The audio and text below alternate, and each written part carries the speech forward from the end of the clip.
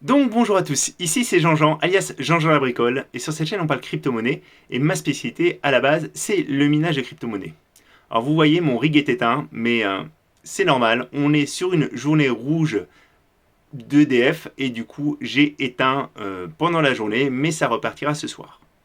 Donc le minage, c'est une bonne façon de découvrir les crypto-monnaies, de comprendre plein de choses. Et justement, dans les cryptos, il y a vraiment une règle qu'il faut suivre. Il faut comprendre ce qu'on fait. Il faut comprendre ce qu'on fait quand on se lance dans le minage, mais aussi quand on utilise ou quand on déplace ces cryptos. C'est très important et je vais vous montrer encore un exemple qui illustre bien l'intérêt de comprendre et d'où aussi la chaîne pour vulgariser beaucoup l'usage des crypto-monnaies. Voilà, donc on passe tout de suite au contenu après ma transition habituelle. Alors, je voulais vous montrer d'abord quelqu'un qui a posé une question au niveau minage et vraiment, je pense que quand on a une question comme ça, c'est une question qui aurait pas dû se poser. C'est quelqu'un qui n'a pas vraiment compris ce qu'il faisait. Voilà, donc heureusement il l'a partagé et quelqu'un lui a répondu très gentiment, hein. J'ai trouvé ça sur en fait une communauté Facebook. Salut la communauté, je passe quelques kilowatts et quelques heures à essayer de rendre stable mon rig AMD sur l'algo Ghost Rider. J'aimerais des retours si quelqu'un a essayé et le résultat perso, mon rig fait du x2 et retombe normal. Donc vraiment un stable niveau H. Et en fait, si la personne avait un petit peu fait un peu mieux son travail d'apprentissage, il serait que le Ghost Rider, c'est en fait un amalgame de différents algorithmes qui sont très variés. Et du coup, en fait, on ne peut pas stabiliser le hash rate. Le hash rate bouge en permanence suivant l'algo qui est utilisé dans ce mix. Et du coup, voilà, il a passé quelques heures pour rien. Il suffirait qu'il ait l'information, qu'il se soit renseigné en amont, et il ne se serait pas posé cette question. Donc moi aujourd'hui le cas qui m'intéresse c'était pas ça mais je voulais vraiment vous illustrer donc l'intérêt de bien comprendre ce que l'on fait avant de se lancer, hein. Voilà. Donc j'ai un abonné qui m'a contacté. Alors j'ai laissé ça de façon anonyme pour pas le stigmatiser, hein, parce que c'est quelque chose qui peut arriver à tout le monde et je vous donnerai aussi des éléments d'illustration parce qu'il y a un célèbre youtubeur francophone qui en fait aussi a fait une belle boulette sur ce genre de cas. Salut Jean-Jean, désolé de t'embêter. Pour si peu, mais je connais pas trop de gens sur le forum à qui m'adresser. J'ai envoyé des USDT de TXBit vers Coinbase hier vers 20h30 et ce matin je n'ai toujours rien reçu. J'ai vérifié 10 fois, mais je ne me suis pas trompé sur les adresses. Merci d'avance. Voilà. Alors il dit aussi 55 USDT pour moi, c'est voilà, qui suis un tout petit mineur, ça représente 2 mois et demi de minage de Caspa. Donc c'est vraiment quelque chose qui est important pour lui, même si la somme est pas mirobolante, mais voilà. Donc moi clairement je lui réponds, hein. Donc j'ai pas corrigé les fautes d'orthographe, c'est mes échanges sur Discord. Oh mince, tu es sûr qu'il ne fallait pas utiliser un mémo côté Coinbase pour ta transaction? Je suis pas chez eux, mais sur certains exchanges il y a une phrase mémo à renseigner en plus de l'adresse du bénéficiaire. Et si je vous en parle, je vais vous dire, mais en fait, on a Juju de la ferme du mineur, qui est pourtant un utilisateur très expérimenté du monde des cryptos, un mineur, un utilisateur de la DeFi. Ça lui est arrivé récemment d'oublier sa phrase mémo, et du coup, clairement, lui, il avait perdu 150 euros par cet oubli, parce qu'en fait, l'exchange n'a pas voulu le créditer, parce que ça leur implique une action manuelle qui doit leur coûter de l'argent, etc. Voilà, donc ils ont gardé les sous. Voilà. Alors, lui, il me répond, il ne parle de ça nulle part, j'aurais dû déjà les recevoir pour toi. Alors, pour moi, clairement, il aurait dû les recevoir. Je lui ai quand même dit, tu as bien vérifié côté TXBit que la transaction est bien passée. Moi, si j'étais toi, je demanderais déjà à TXBit qu'ils le confirment, et ensuite, s'ils ont bien confirmé, je contacterai Coinbase en leur donnant les infos. Pour rappel, moi, j'ai déjà eu un problème avec Crypto.com, parce qu'en fait, Crypto.com, quand j'ai envoyé des Ethereum classiques, ils attendaient 4000 confirmations avant de me créditer les Ethereum classiques. Voilà. Donc ça, c'est leur support qui me l'a dit. 4000 confirmations, c'était plus de 72 heures. Et ça m'était jamais arrivé. Donc c'était lié au hack qu'il y a eu d'Ethereum classique. Ils ont gardé cette politique ultra sécuritaire pour eux, hein, de ne créditer les fonds qu'après un délai vraiment important, qu'après que la chaîne ait passé beaucoup de blocs. Voilà. Donc, alors, lui, il me dit, côté TextBit, le statut dans l'explorateur est success. Après, je ne sais pas où regarder pour les confirmations. Alors, par contre, ce qu'il m'a indiqué après, c'est qu'il m'a fait suivre Send only Tether USDT to this address using the BEP20 BSC network. Using any other network will result in a loss of your deposit. il m'a copié aussi, il s'agit d'une adresse ERC20 Ethereum, n'envoyez pas d'UST sur un autre réseau à cette adresse car vous risquez de perdre vos fonds. En savoir plus, alors, lui il me demande à ce moment-là, est-ce qu'il y a plusieurs USDT? Bon voilà, il s'excuse parce que effectivement il m'a posé pas mal de questions, hein, mais bon, moi je vous réponds avec mes modestes connaissances, avec plaisir, donc il n'y a pas de problème par rapport à ça. Alors je lui ai dit qu'il n'existait pas plusieurs USDT, par contre il existe plusieurs chaînes, plusieurs réseaux susceptibles de transporter tes USDT. De ce que je comprends, côté TXBit, c'est via la BSC, la Binance Smart Chain, mais côté Coinbase, est-ce que c'est bien la même chaîne? Tu as écrit il s'agit d'une adresse ERC20. Si côté Coinbase, tu as utilisé la chaîne Ethereum, le ERC20, donc c'est le réseau Ethereum, j'ai bien peur qu'il y ait un gros souci. Voilà. Donc ça, c'est ce que je lui avais indiqué. Hein. Alors j'avais modifié parce que j'avais fait des petites fautes d'orthographe. Hein.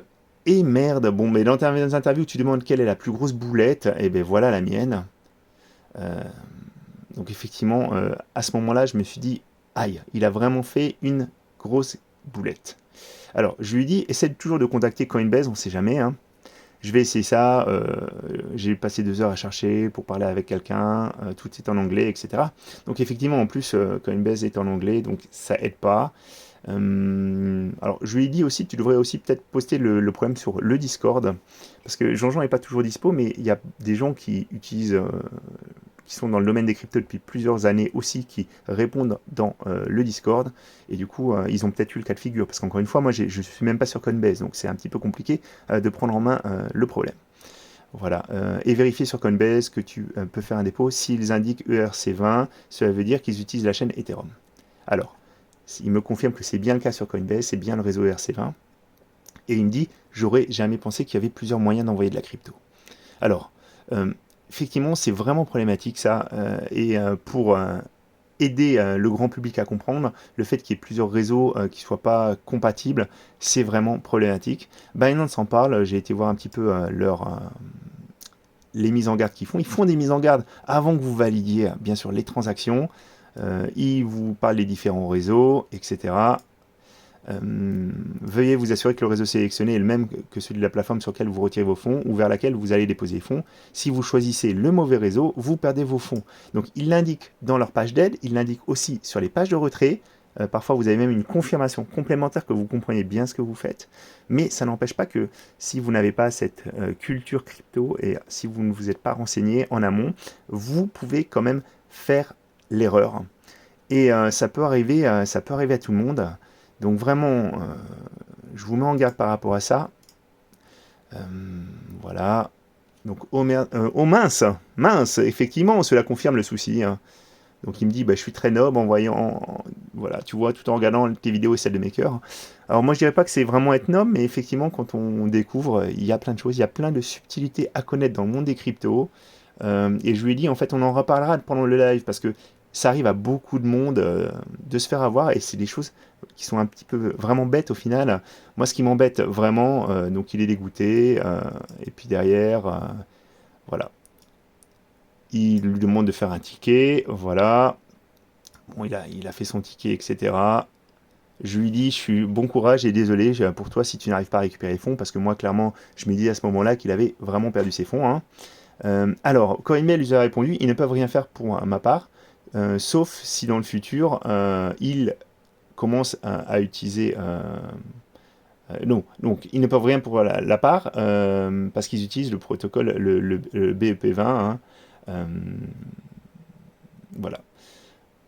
Sauf s'ils utilisent, pardon, excusez-moi, sauf s'ils utilisent en fait la chaîne Ethereum par la suite. Mais pour l'instant, en fait, ils ne prennent que la Binance Smart Chain. Donc il se peut qu'ils récupèrent dans un futur plus ou moins proche ces USDT sur la chaîne Ethereum, mais pour l'instant, c'est pas le cas. Donc il a essayé de contacter TXBit et malheureusement, bah, l'issue c'est que il a perdu ses fonds. Voilà.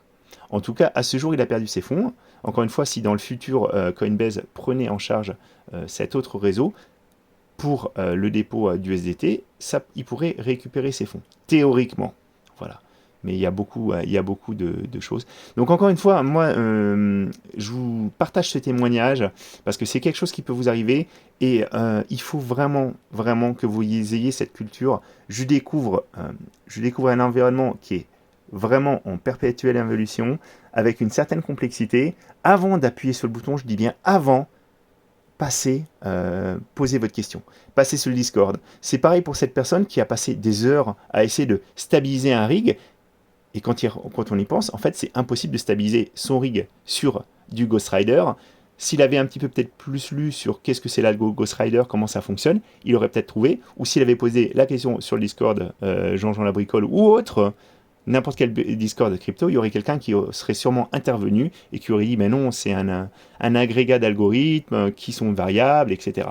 Donc vraiment, essayez. Soyez curieux, mais n'hésitez surtout pas à poser la question. Il y a des gens qui savent beaucoup plus de choses que moi. Il y a des gens qui m'ont traité de noob en mining, que j'avais vraiment pas un bon niveau. Et je suis assez d'accord en fait. Je suis assez d'accord, je connais pas tout. Il y a des choses qui bougent en permanence. Il y a des gens comme Pasté sur le Discord qui sont nettement plus calés sur plein de choses, qui ont affaire à des très grosses fermes de minage et qui ont donc beaucoup d'infos, qui sont en contact avec les développeurs des différents mineurs.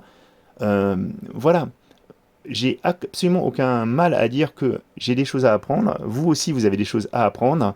Et c'est en partageant nos infos qu'on arrive à avancer et qu'on évite de faire des erreurs comme celle-ci. Voilà. Donc j'espère que ça servira à des gens, qu'il y aura des gens qui vont apprendre ça avant d'appuyer sur le bouton. Et comme ça, qui garderont le fond. Parce qu'encore une fois, un mineur qui perd 2 mois de minage par une fausse manip comme ça, je suis vraiment triste pour lui. Voilà. Même si encore une fois, c'est pas une très grosse somme au final, mais en plus dans l'environnement où on est, voilà, c'est vraiment dommage. Donc c'était Jean-Jean, j'espère que ça vous a intéressé ce contenu et je vous dis à très bientôt.